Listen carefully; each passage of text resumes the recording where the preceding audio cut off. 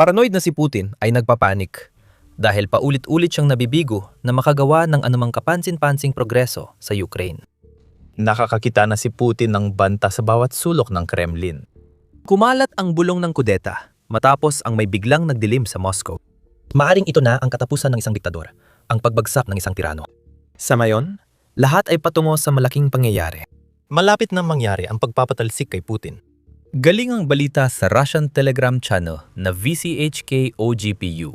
Nag-aangkin silang may insider access sa Russian security services at nabunyag na may binubuong kudeta na pinangungunahan ng taong hindi inaasahan ni Putin na maghihiganti sa kanya. Isang lalaking matagal ng malapit na kaibigan at pinagkakatiwala ang tagapayo ni Putin. Sino kaya ang lalaking ito? Si Sergei Shoigu, ang dating ministro ng depensa ng Russia. Ipapaliwanag namin ng maraming palatandaan na paparating ng kudeta, ang pangunahing pangyayari na nagpasimula ng mga chismis at isang nakakabaliw na twist sa kwentong ito na maaring magbago ng lahat mamaya sa video. Tungkol sa sinabi ng Telegram channel, ang London Loves Business ang nagbigay ng mahahalagang detalye. Ayon sa channel, nakakuha sila ng impormasyon mula sa lihim na source na nagsasabing ang mga recent internet outage sa Russia ay hindi dahil sa seguridad, gaya ng giit ng Kremlin, kundi sa paranoid na paniniwala ni Putin na may balak ang isa sa mga lumanyang kaalyado.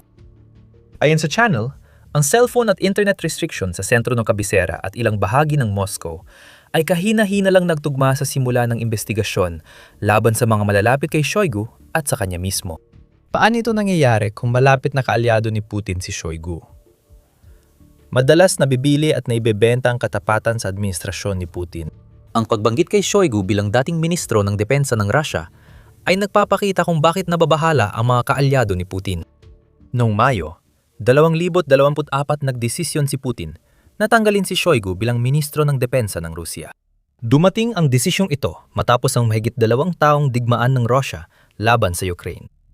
Hindi dapat nangyari ang digmaan dahil inasang masakop ng Russia ang Kyiv sa Ukraine sa loob ng ilang araw sa pamamagitan ng espesyal na operasyong militar. Ministro ng depensa si Shoigu na namahala sa mga paunang plano at nagsabi kay Putin sa Kremlin na kaya ng Russia ang imposibleng layunin. Nagkamali si Shoigu. At matapos ang 2 taon ng pagsuporta sa kanya, tuluyan na siyang pinatalsik ni Putin. Sa paggawa nito, tinanggal niya si Shoigu sa posisyon at status na nagpapakitang isa siya sa mga tao ni Putin. Tinalikuran ng Pangulo ng Russia si Shoigu para iligtas ang sarili niya. Tinuruan ng dating ministro ng depensa ng isang napakahalagang leksyon tungkol sa kung saan palaging nakasalalay ang mga prioridad ni Putin. Hindi malayo ang mararating ng katapatan sa Kremlin at naranasan ito mismo ni Shoigu. Oo, ginawa siyang kalihim ng Security Council ng Russia ni Putin. Pero alam ng mga nakakakilala sa Kremlin na ito ay pagbaba ng ranggo para hindi na siya makaharang sa mga plano ni Putin. May mga palatandaan na noon pa lang nawawala na ng tiwala si Shoigu kay Putin. Bago matanggal bilang ministro ng depensa, inaresto muna ang deputy niyang si Timur Ivanov dahil sa paratang ng korupsyon. Dahil korupsyon ang nagpapalakas sa Kremlin, maaring kapag may inaresto sa korupsyon, ibig sabihin ay tinitingnan ni Putin ang taong yon bilang banta. Sa isang artikulo kung saan tinanong kung bakit tinanggal si Shoigu sa kanyang posisyon, ibinunyag ng BBC na bihira ang ganitong uri ng pagpapalit sa matataas na posisyon sa gabinete ni Putin, lalo na sa panahon ng digmaan. Itinuro nito si Sergei Lavrov na humawak ng posisyon bilang ministro na ugnayang panlabas ng Russia sa loob ng halos 20 taon hanggang 2024 at nasa posisyon pa rin siya hanggang ngayon. 12 taon, naging ministro ng depensa si Shoigu bago siya tinanggal. Oo, naglilinis si Putin. Pero pagdating sa matataas na opisyal, sinusubukan niyang panatilihing matatag ang sitwasyon sa pamamagitan ng pagpalibot sa sarili niya ng mga tauhan na gagawin at sasabihin ang kahit anong gusto niya. Ang pagtanggal kay Shoigu ay malinaw na mensahe sa tila dating kaalyado ni Putin. Hindi ka na niya pinagkakatiwalaan. Marahil, nakita na rin ni Putin si Shoigu bilang banta. Kahit wala siyang tapang na ipaaresto o itulak, palabas ng bintana ang dating ministro ng depensa. Dahil kilalang-kilala ni Shoigu si Putin, hindi na niya kailangang sabihan pa ng kahit sino kung ano talagang ibig sabihin ng kanyang pagkakatanggal sa posisyon. Gusto siyang alisin ni Putin sa daan at sinusubukan siyang patahimikin gamit ang isang walang kwentang posisyon, lalo na kung ikukumpara sa dati niyang tungkulin. Hindi lang ito pagpapalit, kundi pagtanggal ng posibleng kalaban at paglagay ng mas sunod-sunurang tao. Lumipas ang panahon hanggang Marso 2026 at lumalabas na may mga palatandaan na pareho nang hindi natitiwala sina Putin at Shoigu sa isa't isa. Ang dating ministro ng depensa ay matagal nang nagkimkim ng sama ng loob ng halos 2 taon At napapansin na rin niyang gumagawa ng mga hakbang si Putin laban sa kanya, na lalo pang nagpapahina sa kanyang kapangyarihan. Isa pang mahalagang kaalyado ni Shoigu ang naresto. Noong Marso 9, iniulat ng Medusa na mas pinainting ang paglilinis sa kagawaran ng depensa ng Russia matapos tanggalin si Shoigu. Sa pagkakataong ito, si Ruslan Salykov naman ang naaresto dahil sa mga kasong may kinalaman sa paglusay ng pondo, panunuhol, money laundering at di umano'y koneksyon sa mga kriminal na organisasyon. Pinapapalagay naming ang huling kaso ay dahil sa dating niyang koneksyon sa Kremlin, ang pinakamalaking kriminal na organisasyon sa Russia. Ang mahalaga, hindi lang kaalyado ni Shoigu si Salykov. Siya ang pinakamalapit na kasama dahil naging unang Deputy Defense Minister siya noon kay Shoigu. Nyanig ng balita ang mga opisyal ng Kremlin habang ipinagbunyi naman ito ng mga prodigmaang military blogger ng Russia bilang matalinong hakbang ni Putin. Ngayon, maaring makulong si Salykov ng hanggang 20 taon matapos ang halos 30 taong paglilingkod bilang kanang kamay ni Shoigu. Kung hindi pa nakuha ni Shoigu ang mensahe sa mga pag-aresto sa paligid ng pagtanggal niya sa Defense Ministry, siguradong malinaw na sa kanya ngayon. 2 taon nang iniisolo ni Putin ang dating kaibigan. Alam ni Shoigu na siya na ang susunod na matatanggal. Babalik tayo sa kudeta at ebidensyang nangyari ito, si Shoigu ang nasa likod. Sa ngayon, puro mga pahiwatig pa lang ang nakita natin. Maaari pa nating dagdagan ng mga pahiwatig na yon sa pamamagitan ng pagtutok na si Shoigu mismo ay hindi na nakita mula pa noong 5 ng Marso kahit na patuloy pa rin siyang nagsisilbi sa isang dapat sana'y mahalagang posisyon. Ang hindi niya paglabas ay nadulot ng higit pang tsismis ng hidwaan sa Kremlin. Gayunpaman, ang mga internet shutdown na binanggit namin kanina ang pinakamalaking ebidensya na nagbabalak ang dating kaalyado ni Putin na pabagsakin ang presidente ng Russia. Bakit? Pinapanood mo ang The Military Show kung saan inihahatid namin ang buong darawan lampas sa headline. Pindutin ang subscribe na yon para siguradong lagi kang nauna sa balita. Bumalik tayo sa sitwasyon ni Shoigu. Ginugol niya ang nakaraang 2 taon na tinatanggihan ni Putin sa kabila ng kanyang maraming taon ng tapat na paglilingkod. Pinanood niyang isa-isang inalis ni Putin ang mga pangunahing kaalyado ni Shoigu. Hindi mo kailangang maging henyo para makita ang senyales dito. At kahit si Shoigu ay alam na dapat siyang kumilos bago siya maunahan ni Putin. Anong koneksyon yan sa internet shutdown? Ang simpleng sagot ay ang mga shutdown na nakikita natin ngayon sa Russia ay iba sa lahat na nakita natin mula na magsimula ang digmaan. At kung paniniwala ng source na nakausap ng VCHK OGPU, ito ay dahil sa takot ni Putin na nagbabalak si Shoigu ng kudeta. Ayon sa Moscow Times, nagkaroon ng malawakang mobile internet shutdown sa Moscow at St. Petersburg na nagpapakita ng laki ng pinakabagong mga shutdown sa Russia. Kapansin-pansin ito sa sarili nitong dahilan dahil ang mga ito ay 2 sa pinakamayamang lungsod sa Russia. At kaya naman, ito rin ang 2 lungsod na talagang pinapahalagahan ni Putin. Halos 2,500 reklamo ang naitala sa down detector sa St. Petersburg matapos ang 6:00 ng umaga noong Marso 9. May kasaysayan na ang Russia ng pagputol ng mobile internet access, syempre. Madalas din ang sinasabi na kailangan nila itong gawin dahil sa mga pag-atake ng drone na tatalakayin pa natin mamaya.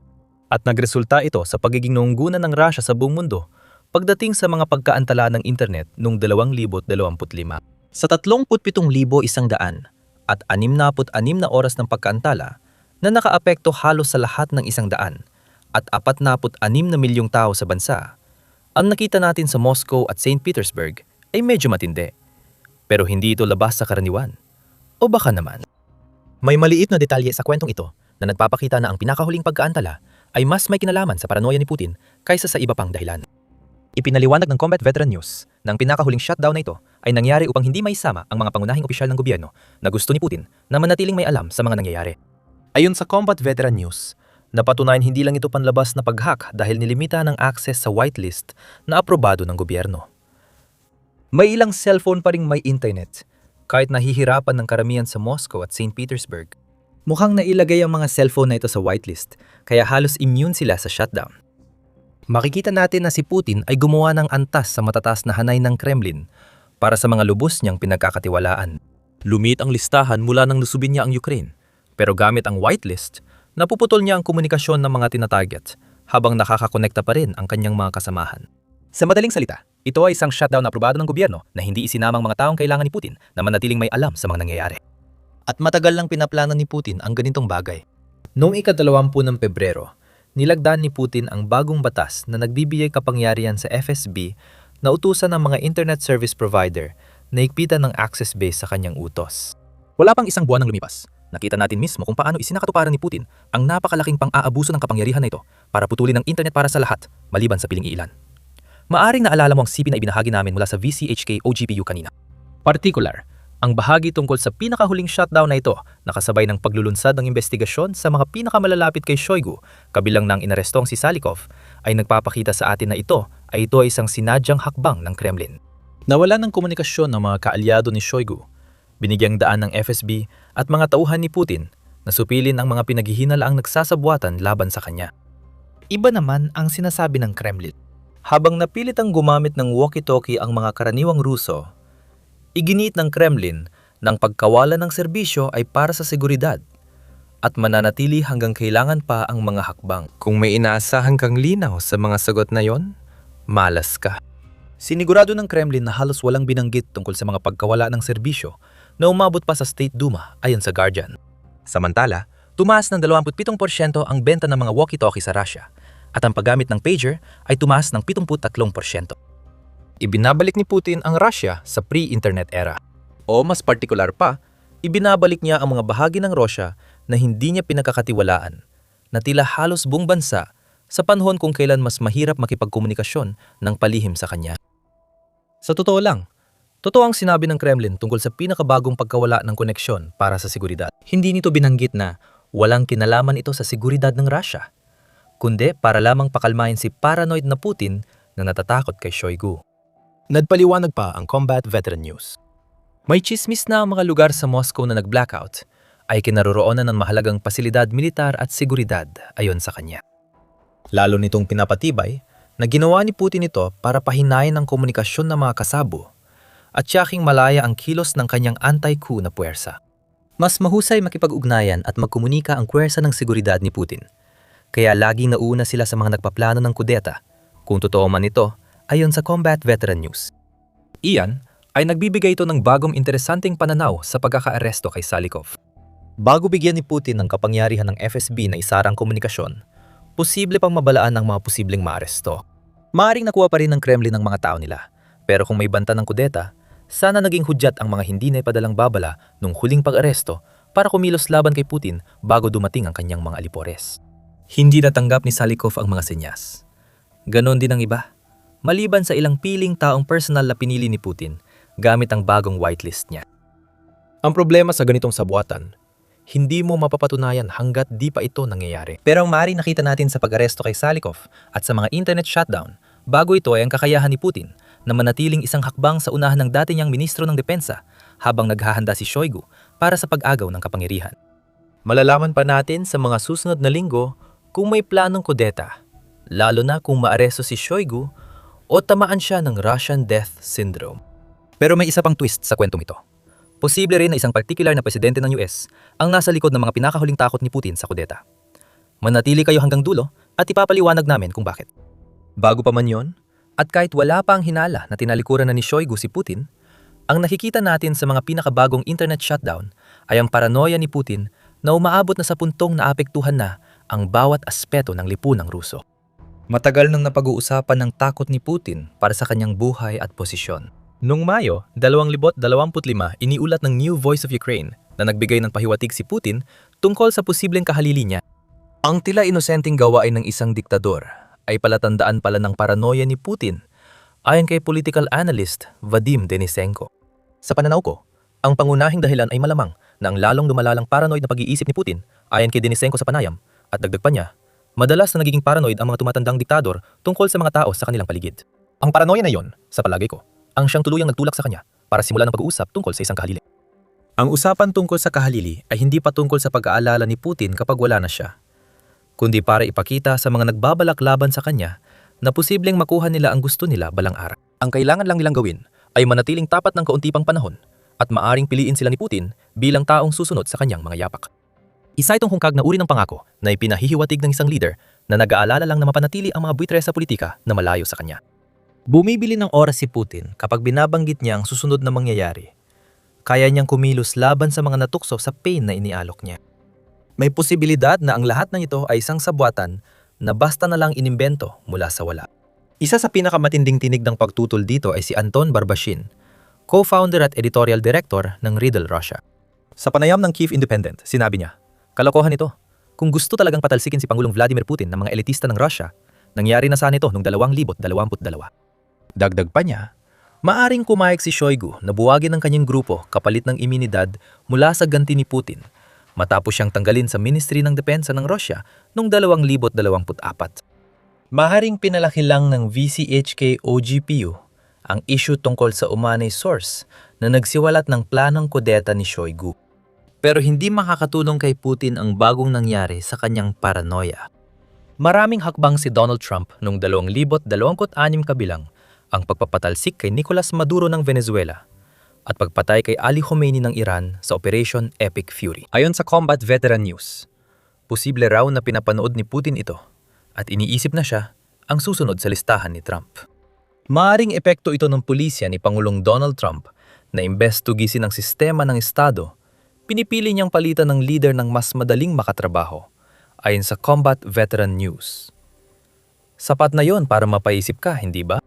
Maaring itinuturing ni Trump si Shoigu o katulad niya bilang posibleng kapalit ni Putin kung aalisin ng US si Putin. Posible yon. Ang kaibigang napabayaan matapos magtagal sa tuktok ay maaring makipagtulungan sa US para makaganti kay Putin. Kung pain lang ang usapan ni Putin tungkol sa kahalili para sa mga naghihintay mawala siya, mas malinaw ang senyales sa mga ginawa ni Trump noong 2026 na maaari nilang makuha ang kapangyarihan kung makikipag-cooperate sila sa US. Lalong pinalala ng mga ginawa ni Trump ang paranoia ni Putin. Ayon sa New York Times, ginamit ni Trump ang 2026 para higitan si Putin sa pagiging Putin. Ayon sa outlet, sinusupil ng US ang pandaigdigang impluwensya ng Russia at hinahadlangan ng mga taktika ng Moscow sa alyansa sa ibang bansa. At habang bumabagsak ang kanyang mga kaalyado sa buong mundo, maaring tumingin na ngayon si Putin sa loob ng kanyang bansa para sa mga taong sa tingin niya ay maaring makipagtulungan kay Trump sa hinaharap. Baka tingin niya si Shoigu ay kabilang sa mga taong yon. Kung totoo, maaring magdulot ito ng pagbagsak ni Putin dahil sa sariling paranoia. Ang kaibigan pwedeng maging kaaway at pinagkakatiwalaan pwedeng kasabwat. Kahit walang kudeta, maaring matakot si Putin at siya nang magpabagsak sa sarili bago pa siya pabagsakin ng iba. Sa totoo lang, hindi naman lingid sa kaalaman na binigyan na ni Putin ng sapat na dahilan ang mga posibleng nagbabalak laban sa kanya para gustuhin nilang mawala siya sa pwesto. Ang digmaan sa Ukraine ay nagdulot ng maraming kaswalti sa Russia at nagpalala sa problemang aapekto rito sa susunod na siglo. Nakakagimbal ang mga numero, pero baka pwede pang mabago kung wala si Putin. Panurin ang aming video para malaman kung paano isinadlak ni Putin ang Russia sa isang siglong pagdurusa. Kung nagustuhan yung video, mag-subscribe sa The Military Show para sa iba pang kwento sa likod ng balita sa Russia ni Putin. Salamat sa panonood.